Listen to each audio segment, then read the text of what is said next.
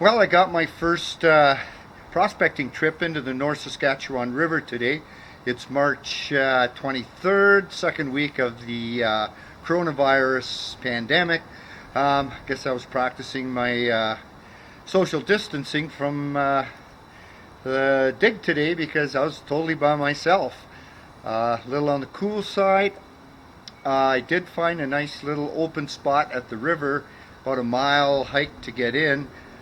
I did leave my high banker behind, so I brought along my little mini rocker, which sometimes works quite well. So stand by here. I'm just going to go clean up my concentrates, and then we'll see how much gold we got today.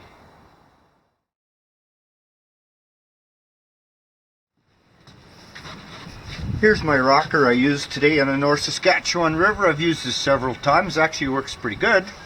You just take corduroy mat, slip it inside, set up the hopper, and put a shovel full in here, and then you get a source of water. I have a pot on a long stick. I just get a pot full of water, and as I'm pouring it on here, I just rock it back and forth and back and forth and back and forth.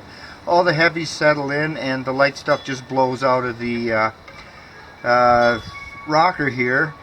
Usually after about 7 to 10 shovelfuls, I'll just take the carpet out and wash it, and then I'll repeat the cycle. It works pretty good. I'm really curious to see what I got out of this today.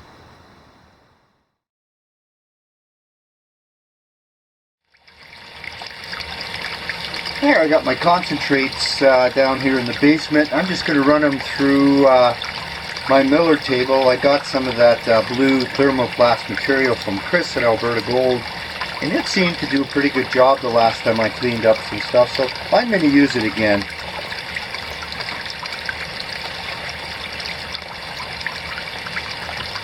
It just seems to really easily just wash all the blonde sands out really nice.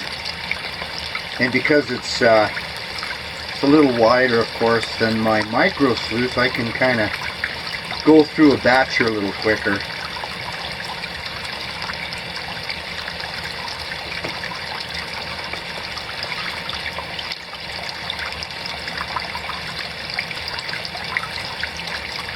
And I did screen this stuff here down at the site. I just used one of those wire meshes you use in the kitchen. It was really quick, it's light, and I didn't have to bring an extra large 5-gallon pail to work with.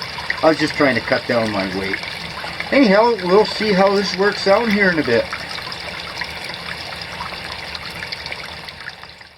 I don't know if you can see it at all, but this matting is really neat in that it really bites onto the black sands and keeps it. Meanwhile, the blonde sands, they just kind of roll through the little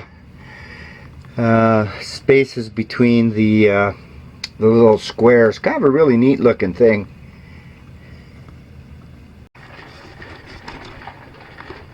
There, I ran my magnet over the pan where I got all the concentrates, so yeah, I got a little bit of black sands out of it. That's from about 35 pans approximately.